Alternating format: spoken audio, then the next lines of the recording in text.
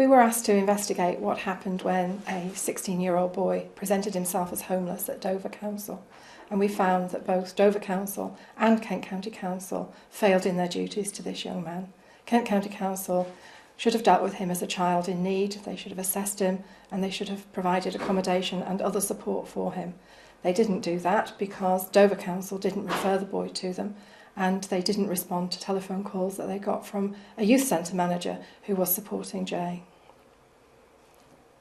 Now, how could the failures of these authorities have affected Jay, and how did he cope with what he went through? Well, the failures had a very severe effect on Jay. Indeed, he spent almost 9 months living mostly in a tent. Sometimes he was sofa surfing, living with friends. He sold almost all of his belongings in order to pay his friends back for the accommodation they let him have occasionally.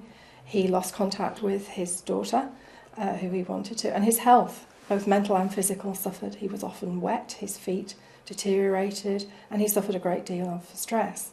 He was a young man who was determined to bring his life around. He'd been involved in crime and drugs, and although Dover Council treated him not as a homeless person, they did offer him 2 flats that he refused because he didn't want to get drawn back into a life of crime and drugs.